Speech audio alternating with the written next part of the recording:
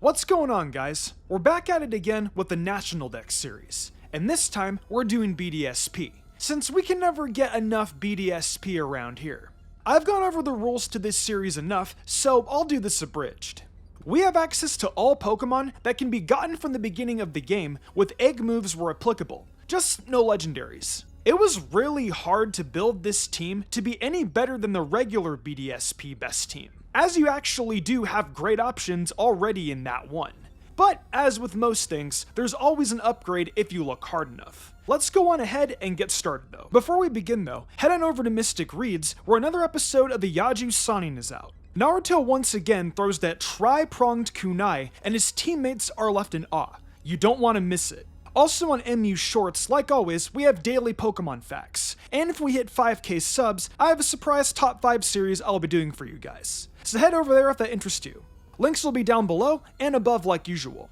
Alright, I apologize ahead of time for the first half of the team, as some of you are so familiar with them on BDSP teams I've done that you're gonna end up hating these good Pokemon. However, I'd be a fraud if I didn't include them. So you've got to deal with it. So, we lead with Infernape as the starter Pokemon, with its strength and greatness taking point for our team. It's going to evolve from Monferno at level 36, as easy as that. As usual, there's not much left to talk about, as is the starter curse in these videos, so let's go ahead and see some moves. So, the moveset on our starter Pokemon is pretty obvious. Stop me if you've heard this before. Close Combat, Flamethrower, Thunder Punch, and U-Turn. It will learn Close Combat when evolving from a Monferno, with other fighting moves available before. Then with Flamethrower, you can teach it that with a TM from the Veilstone department store. It feels good to talk about that store again. Then with Thunder Punch, you can have that from the start as an egg move. The set closes with U-Turn, either by buying its TM from the department store or getting it at level 29 as a Monferno. Alright, I know you guys are going to indict me in the comment section about this, considering some of the things I have said in previous videos in this series about not wanting to use multiple starter Pokemon on the team. Well, let me ask you this. If given the option, would you pick Venusaur or Roserade? Obviously, in the context of a normal playthrough of BDSP, people would pick Roserade, because it's just so much easier to get. But in our case, we don't have to worry about that.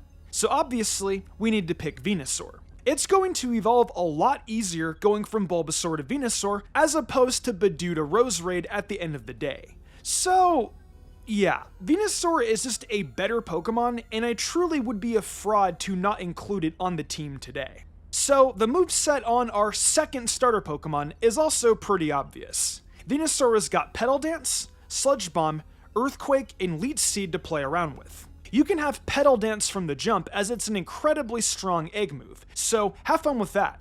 The next move, Sludge Bomb, is learned via TM, which you can find in the Galactic Warehouse, and I guess through some means of using the Grand Underground, but I'll leave that up to you folks.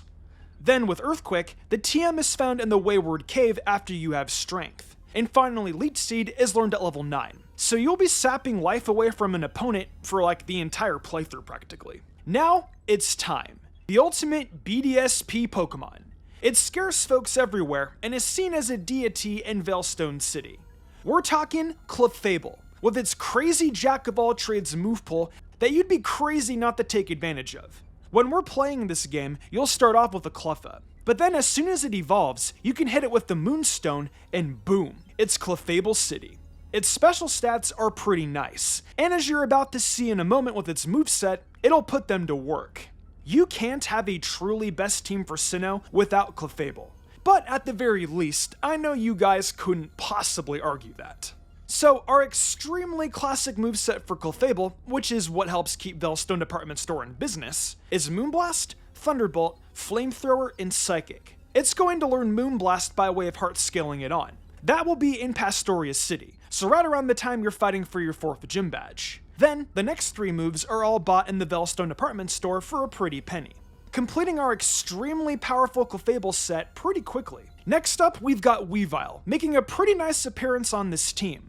The great part about using Weavile here is having access to egg moves, as something that will turn people off from using it is not being able to get the strongest moves out of its stab. Well, don't worry, you'll see in a second that I have that taken care of. As for Sneasel, naturally you'll have a Razor Claw for it to hold, so it'll evolve before you know it. Just use it and get that bag. Weavile is fast and a nice lead in general, even if this is just an in-game playthrough. But with that, let's check out those moves. Ice Shard, Ice Punch, Throat Chop, and Brick Break are the 4 moves on Weavile here. And we'll start with Ice Shard. That's going to be an egg move, and so is Throat Chop for that matter. That's 2 nice stab physical moves to have right from the get-go. But don't worry, Ice Punch is too. So the trifecta of great stab at the beginning gets a more powerful ice type move as well.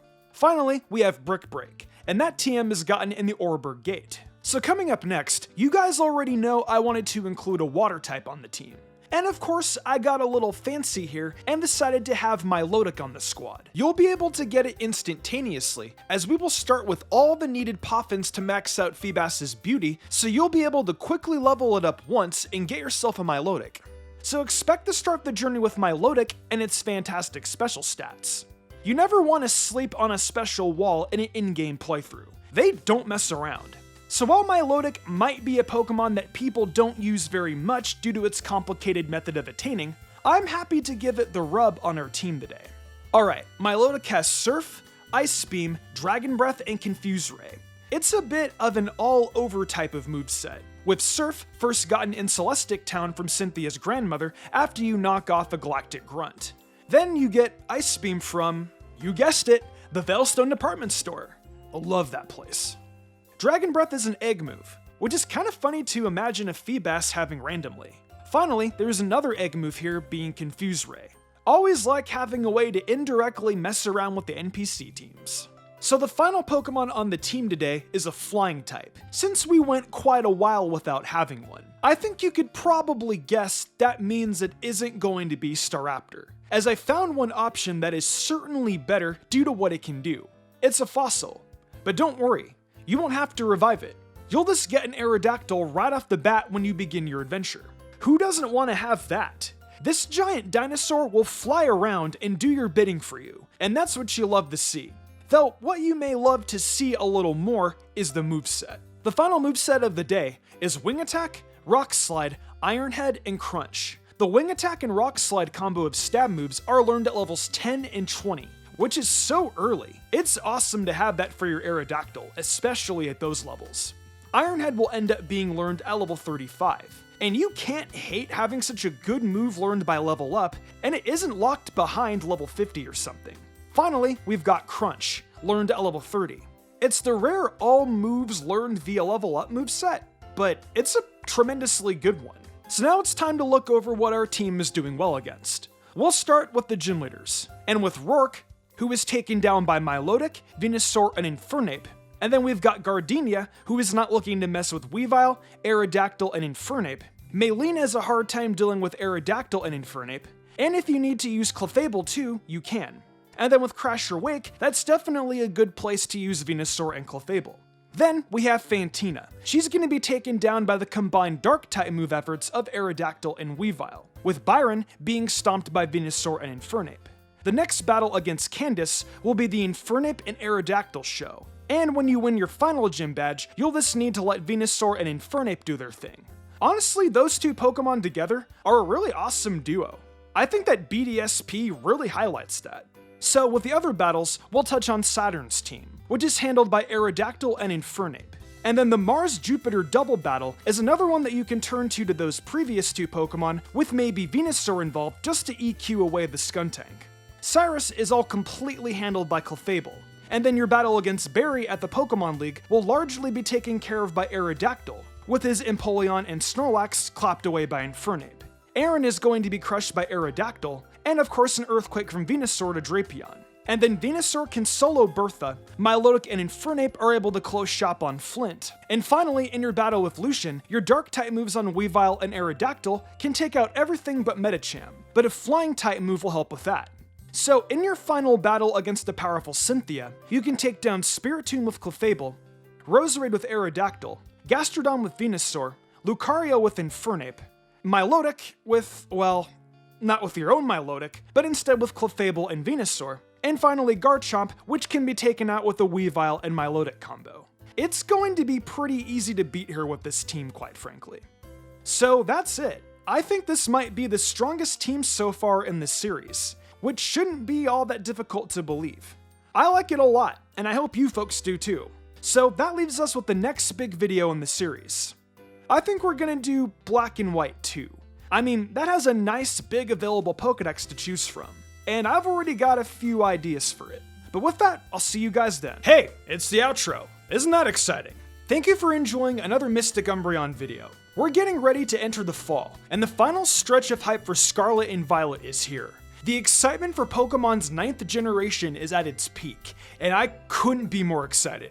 We've still got plenty to cover before then though, so keep yourselves locked in. If you're interested in more Mystic content, check out my TikTok and Mystic Umbreon Shorts channel. If we get the 10K followers on TikTok, and we're super close, I'll be doing a viewer's choice video. Also, if you're into fanfictions and what ifs, check out Mystic Reads. I offer a ton of creative spoken word content on there, so come and join me. That's all for now. Make sure you subscribe for more fantastic content, and I'll see you next time.